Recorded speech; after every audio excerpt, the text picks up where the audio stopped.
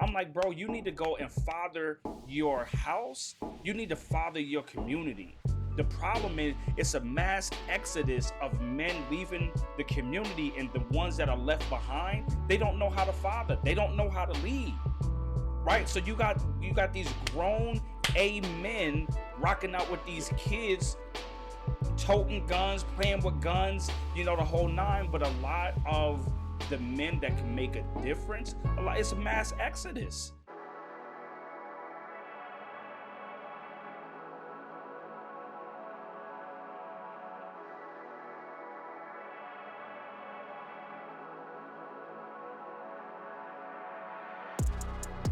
What up? Good evening. Good evening. Good Once evening. again, what's up, man? What's going on, brother? How you Yep. been? Chilling, man. Chilling, man. Welcome to another episode of The Father's Heart, right? Sir.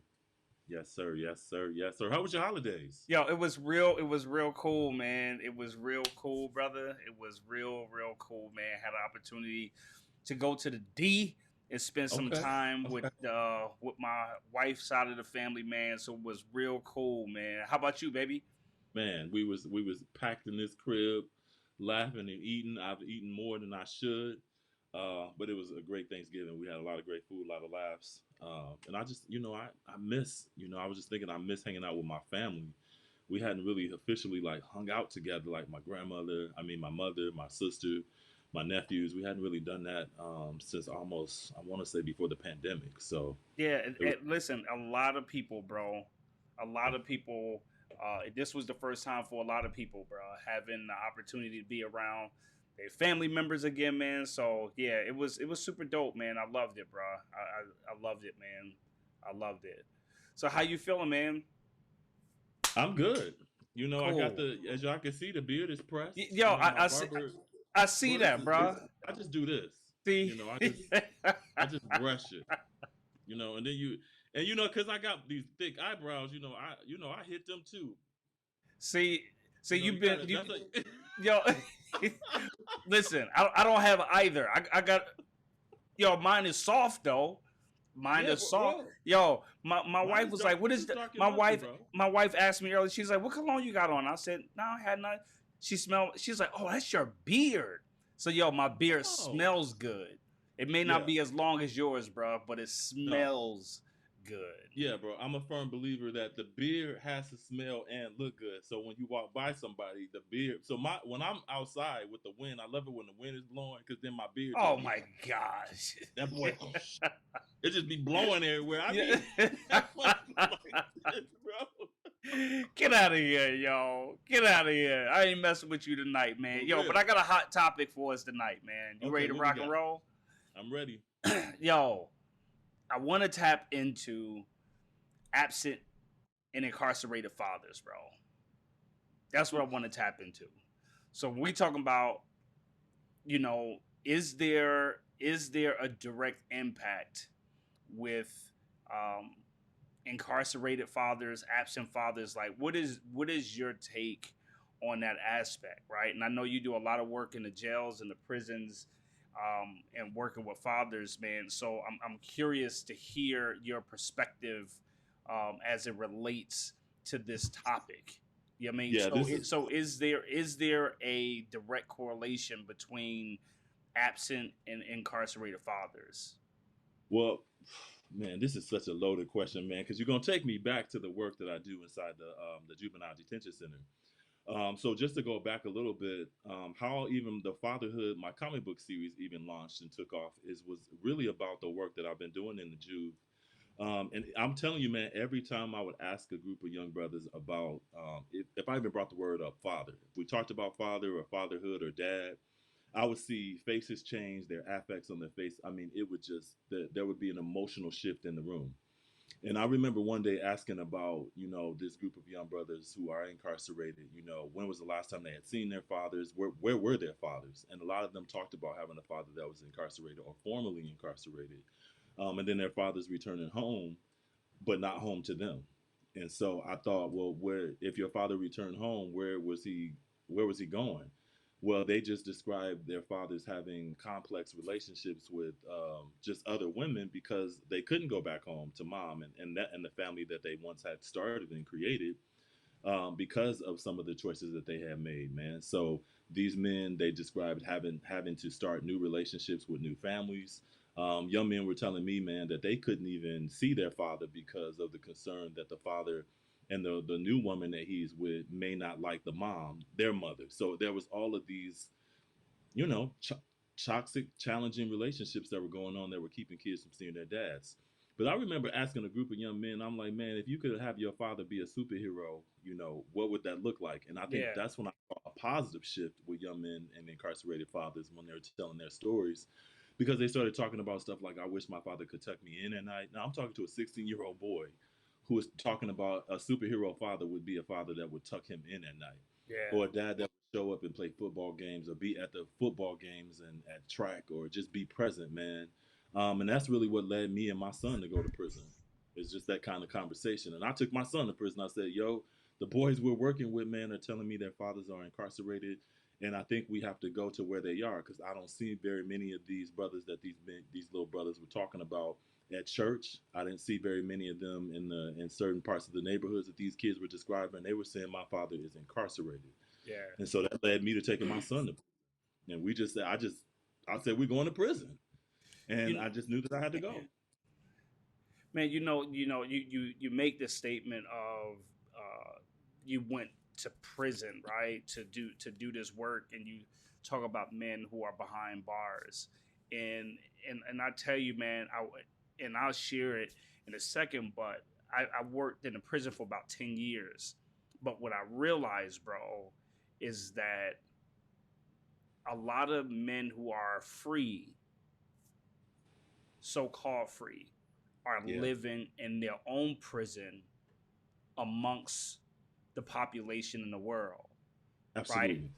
That there are more men captive walking out here amongst us that are more incarcerated than men that are in the prison. And I see so many that live in their self made prisons as it relates to who they are and Yeah, how they do the things that they do, relating to their children, relating to significant others, relating to themselves, that they're living in their own self-made prison. And and the reason why I wanted to talk about absent and incarcerated fathers is that, we can't deny that there is a direct correlation between fathers not being present in the crib and young males or males being incarcerated. yeah, There's the studies show that when a father is not present, that child is more susceptible to a lot more traumas. That the things that happen naturally, like in life, a child who does not have a present father, it increases absolutely, exponentially. absolutely, Exponentially.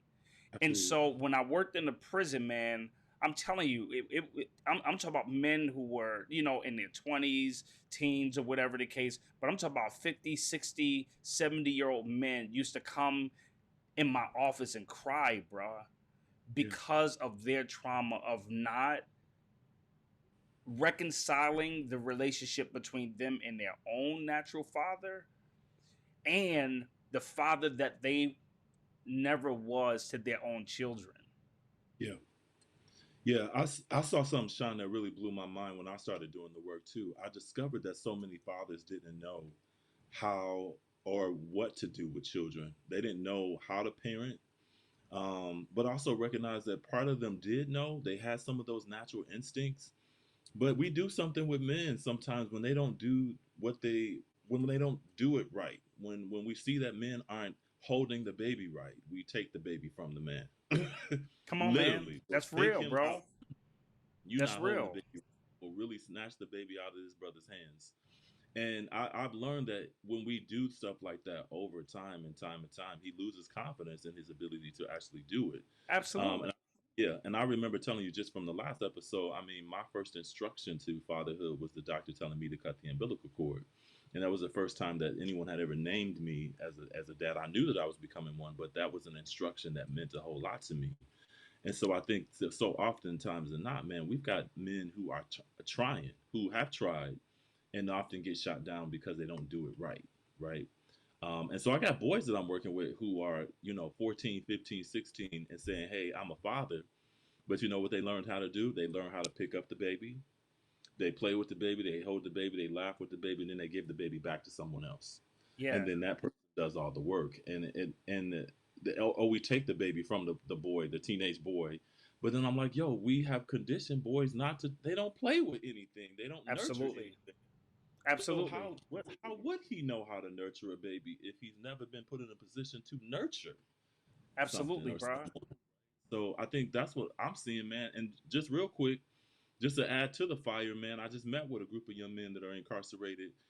Five out of the what 6 out of the five that I met, man, five of them were Hold on, our say it father. again. Hold on, you met with six, so it's 5 out of the 6. You said 6 out of 5. 5 out of 6, I yeah, mean, five. yeah, Okay, five out of good. the six, yeah, 5 out of 6 young men that I met with were fathers. Now, what really blew my mind is that 6 out of the 6 all had a father that was incarcerated. Now, all of them are incarcerated too.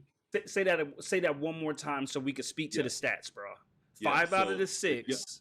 five out of the 6 that I met recently in jail were 5 of them were fathers. 6 out of the 6, when I asked them, "Have do you have a father that was incarcerated or formerly incarcerated?"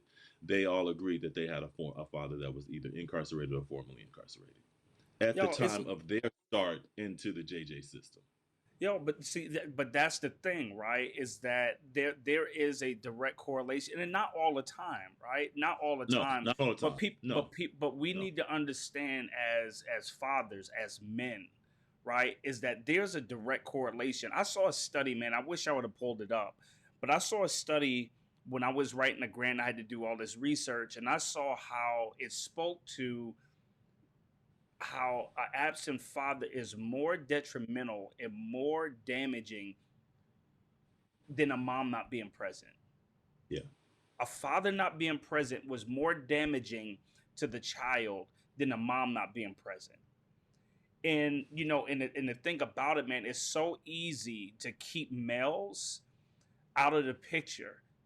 Yeah, I mean, it's so easy to keep males out, but and I'll get to that in a minute about holding us accountable. But we have to deal with the elephant in the room. How a lot of this is definitely systemic, right? absolutely, Definitely systemic is intentional, right? Is absolutely. is is very very very intentional.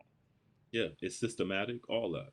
All of it. And so when you have that, now you increase the chances of these of these boys, specifically growing up and just repeating the same pattern that they dad did.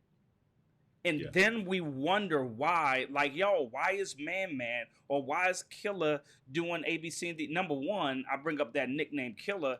Yeah, I mean, number one, you shouldn't be calling my man Killer in the first place. You prophetically right. decreeing something over my man's life. Every day you Absolutely. call him Killer or whatever the case, right? Like, you mean that's Yeah, extreme. You mean, but the thing about it, bro, is that we can't deny that a father not being present increases the chances of a child not being successful.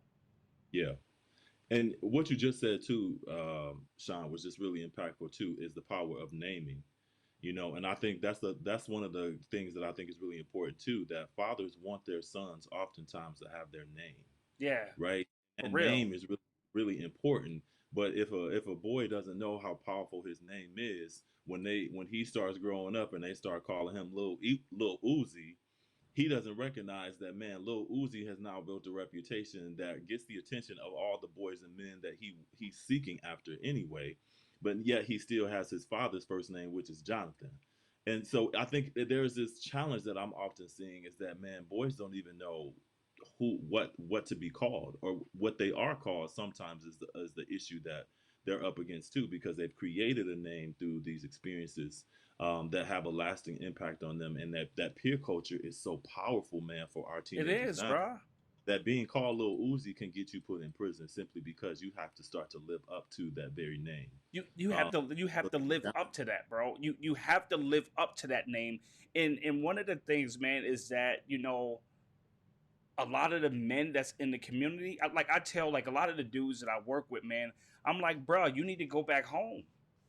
And so, and when I tell them that, I'm not telling them to go back home to the woman that he was with or whatever the case. I'm like, bro, you need to go and father your house. You need to father your community. The yeah, problem is it's a mass exodus of men leaving the community, and the ones that are left behind, they don't know how to father. They don't know how to lead.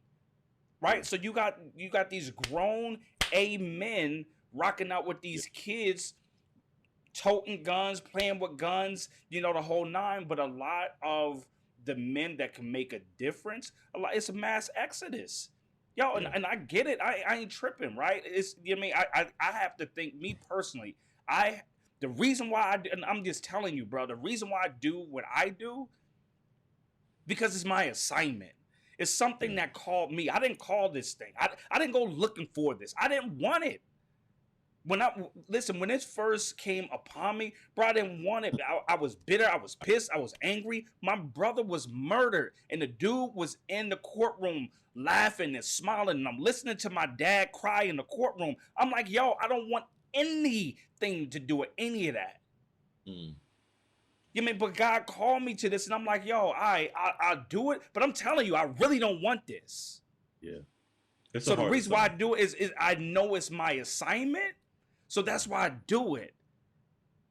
Yeah, Right, but I know it's not easy. But my thing is like, yo, somebody, we have to do it. Like, men, we have to go back to the crib. We got to go back to the hood. We have to go back and stand up and be a voice. We, yeah, we have to be a voice. We can't be an exodus like, yo, I'm gonna take my family and I'm gonna live on all these acres. I get it, man. Like, yo, I do, bro. I get it. But you just can't sit back and watch TV, and now you talk about my man in the hood who's doing A, B, C, and D. Like, yo, he shouldn't have did that. But bro, where are you? Are so you bro, are you on the wall? Are you playing your position? Are you playing your position? Maybe you are not the one to be on the front lines and going out there and you helping them. Maybe you're the one that's supposed to finance it.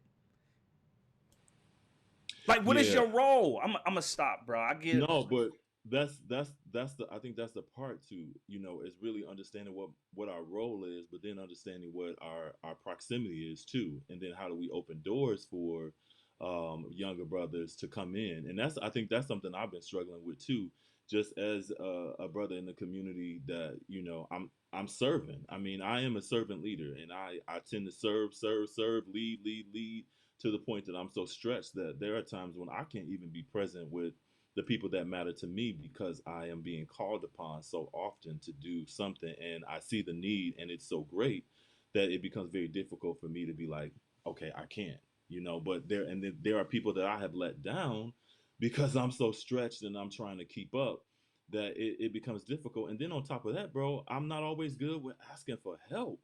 And so then that leads into a whole nother ball game because I'm like, yo, you see me, but you have no idea that I'm really struggling and I don't even Yo, know how to ask for help. And then I'm like, well, who do I go to that's for for real. help? That's for real, bro.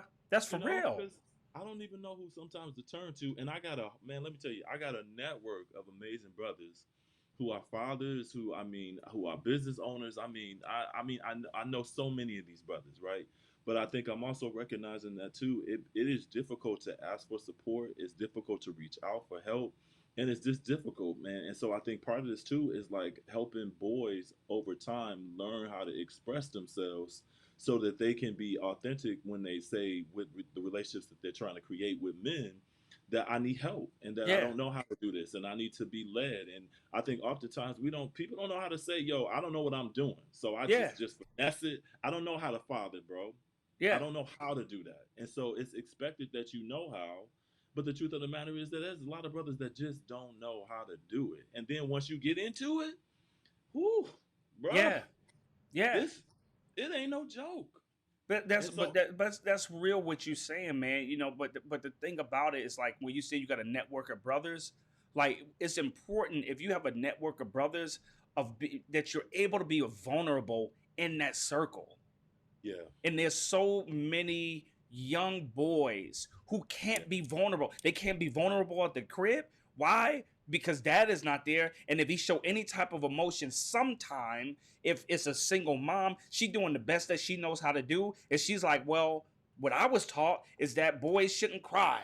Right. So she like man up. So he like, yo, I what does man up mean? I'm gonna be aggressive, right? Because yeah, now she may be cultivating and training and developing him to become the man that she always desired, yeah, yeah, right? Or just basing it off of what her experience is. You know what I mean? And my thing, man, is that we have to create a space. We all do in your home, in your community, your workplace, wherever. We have to create a space for people to be authentic. Like my man who shot these kids up in Oxford. Like, yo, yeah, that's wild, bro. But what person does that? And I'm not yeah, justifying for my man. Like, that was horrible. That was demonic. But, bruh, something was wrong with my man. yeah, Was anybody there present to holler at him? Right? Like, there was cues. There was cues lining up. He said something to somebody and they just shut it down. yeah, He said something to somebody. He says something to somebody, but what happens is we like, yo, yeah, he's lying. Oh, toughen up. Oh, you'll figure it out. You'll be all right. You'll be yeah, all right till you're no longer all right. yeah. And that's the challenge, man. Is that you'll be all right until you no longer all right. And I think that's been the hard part. Again, I think that I love that there's a movement around mental health and talking about mental health. And they're talking about trauma, but that's all fine and dandy until you actually have to do the work. And I think that's the hard part too. And so I just think that there's so much work we got to do, man. Yeah. And so when you start talking about incarcerated men, what I discovered in my work and working with incarcerated men, both boys and men, is that mental health was one of the other top, I would say, top scores in that score board around Yeah. supporting dads or just children. Is that men are struggling with their own mental health. I got working with men that have been undiagnosed. I mean, they've had traumatic childhood experiences as well. Working with dads, as you know, you start to hear their traumatic narrative and journey, and you like, well, okay, you didn't even have a chance. I Absolutely. had a dad. I You was ain't like, have bro, a fighting you ain't have a chance, chance, bro. bro. You You didn't ain't have have no a chance, bro. fighting chance. How we mad at you when you ain't had no chance? You didn't have a chance, and I think that's what we're seeing too.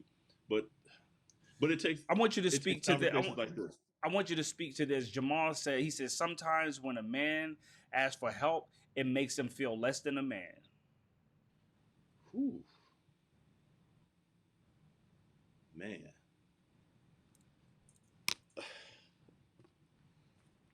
So then it goes back to who taught us what it means to be a man.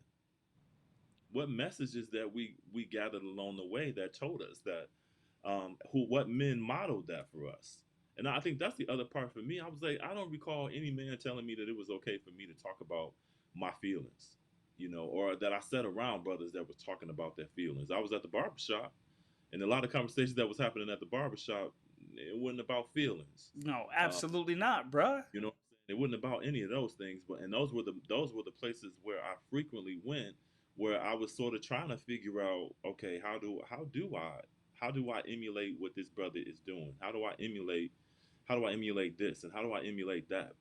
And so I think that it really goes back to how we are nurturing men, boys into manhood, and what does that Yeah, look like? And I use the word nurturing all the time because I think we forget that boys need to be nurtured too.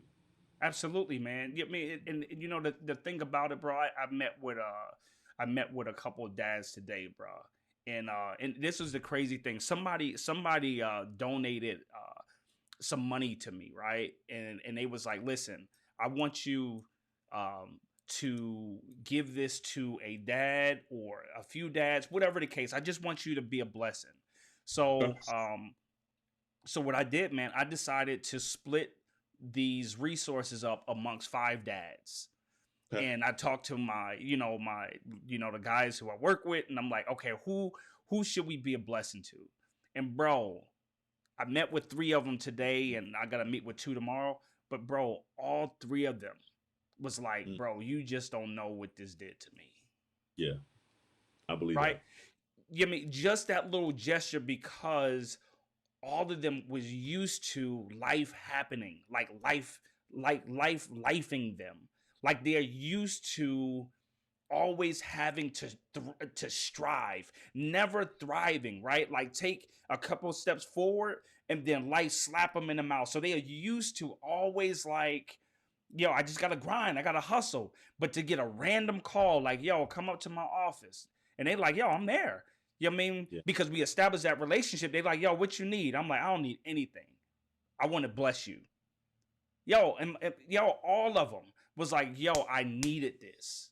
I needed this. You know what I mean? My point goes to what Jamal was talking about, of men feeling weak. Like these men at that moment when I gave them that, like, yo, they could care less how they felt. They expressed their need, what they needed, what they were going through. Why? Because we try to create a safe space for them to be vulnerable, from them to grow to the next level. Not go to the next level, grow to the next level. Because what I don't want them to do is just arrive to that next level and not be prepared. I need them to do the inner work. Yeah. Yeah. You know what I mean? Yeah. It's so important, man, for us to create those spaces, for them Yeah. to be authentic, and for them to raise their hand. Yo, I get so many, I get so many men who's like, yo, one of my intake questions when, and I just started doing it about a year now, but when I take in a new dad, some of the questions I ask him now, I ask him about domestic violence. And people in the beginning was like, man, you don't ask them, they ain't gonna tell you the truth. Bro, They'll those tell dudes you. be like, yo, I've never been incarcerated behind it, never got in trouble. But yes, I need help in that area. Yeah. Right? Why? Because we created a safe space. Then they're like, yo, do you need mental health, services? And I say it in such a way where it's not demonized. They're like, yeah, I do. Me and my child. Right? Yeah, me and my child. I need help with this. So there's men who want it. It goes back to what we said last time, but they just cry different. And you have to And be aware and attentive. Jay McGee says there's a difference between being strong and having strength. Come on with it, brother. You come preaching on. now. Come on, Dr. McGee. You already know. Yo, his nuggets. He always be dropping them nuggets, He man. always be dropping them nuggets. I'm going to do what he do in the morning. How he start off like this? Oh. Yeah. I just did the Jay McGee on you. Word of the day. Yes, sir. Word of the day. Yes, No, sir. man. I had to drop that on him. No, man, and that's real right there, man. The idea of and me and man, me and Miss Dr. McGee, man, we have been in spaces together where we both have had to be vulnerable, and I think that's that brotherhood that I think has to be cultivated and created. And it doesn't matter where you're from, your walk of life, economically, none of that matters. It's just about recognizing that you're surrounded by good people. But in addition to that, man, I feel like that's what men create. Yeah, man. Like Look. This goes on what you're saying. I want you to finish it with this in mind. I'm gonna put it back up here. I don't know if you could. Can you see when I put these up here? Yeah, I can see it now. So she says the huddles that are made available for rehabilitation and healing, the people who need them the most find every reason to avoid them. Girl, Ooh. you are preaching. Come on, Miss Brooks. Miss Brooks, you preaching, man. Come on, Miss Brooks. Come on. And you whew. But that's real. That's real.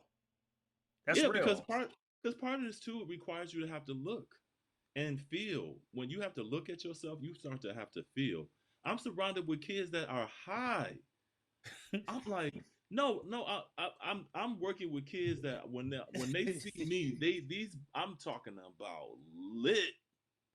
And I'm like, man, you so high. I'm like, why are you so high? What? I'm like, boy, you high. One kid real high. I'm high. He said, Mr. Cole, you ain't seen me not high, have you? I was like, no, brother. And that man was spinning around the room. Man, he's smoking grass. Old school grass. Bro, and it helped me recognize that, man, they are smoking, they're trying to smoke away some of this stuff. It's like, bro, if you only knew what I've been going through, man, I Especially gotta be. because the world normalize it, right? Like the Yeah, yeah, world normalize it, so it gives them yeah, a reason, so now they can hide behind is normal. Before it's like when you did it, it's like, oh, he's hiding behind something, right? But yeah, now it's just like, oh, this is just what we do. So now he man, doesn't have to get help for it because it's legal, it's yeah, normalized. yeah. So we are normalizing a lot of things that are causing the destruction of our communities and our families, man. And Absolutely. that's the biggest concern that I have. And I mean the same concerns that you have, which is why we're in these spaces all the time, is because I'm trying to encourage young brothers to see themselves as who they really are. But it's hard to see yourself when you've been told one thing about yourself for such a very long time. And so that's the scary part for me, is like we tell these young men, man, you're kings. But I'm like, can we actually tell them that they're kings if they've never Yeah. actually worked and lived beside one? Can we actually Mm. tell him he's a king when he wakes up and he doesn't see a king anywhere around him? Come on, Like man. it's really hard to kind of be something, and that's my North Star. It's kind of hard to become something you don't see. You often become the things that you see when you're surrounded by it. And then we're Come on. saying, hey, I want you to be something different. I want you to try out something different. But it's like, yo, do you know how hard it is to do something different than what everybody else is doing? Come on, man. Not in this culture. Come on. I can have a whole cat on my eye right now with a filter. So we're filtering out so much, man, that people are losing who they really are. And I think part Absolutely, of what bro. men have to do, what fathers Absolutely. is fathers can name that. I Absolutely. love, I've been able to name, and recognize the gifts in my sons and other kids that I've worked with. And I think men have named me too, but I've also recognized I've been named by a lot of people too that have caused me harm because I actually believe the name that they were calling me. Come And on, so bro. there's power in names, man, and we It start to is. really believe this stuff. It is, And man. that's the hard work.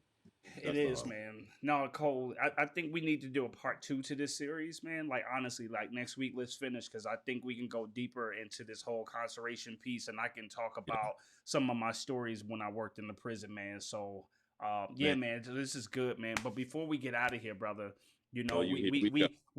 we have to do our legit or not legit. All right, this Here is our we legit or not legit. Cole, I need Okay. to know. Here we go. I don't know why you asking me, but okay. I need to know if it's legit or not legit. Is it not legit for a dude to wear gray sweatpants? You frozen. No, I ain't freeze, bro. You frozen. Yeah. Is it legit or not legit? Bro,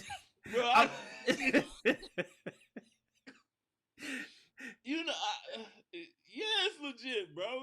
Kim said it's legit. Kim said legit. I What's wrong? love it. What's Anybody wrong with else wearing out there? sweatpants?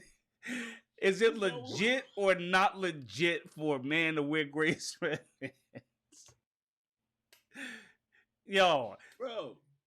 So every you gotta walk me through the story, bro. What happened? I'm just so I'm speaking for trauma, huh? It ain't even trauma. It's like, yo, I just wanted to put on a nice little outfit, and then I get like, oh, you can't leave the house. You can't go. You can't wear gray sweats. Yo, you bought them for me.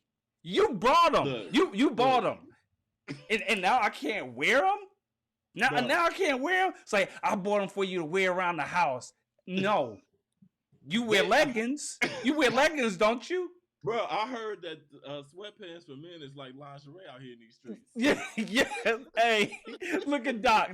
Look at Doc. Doc said I wear them all the time. What am I missing?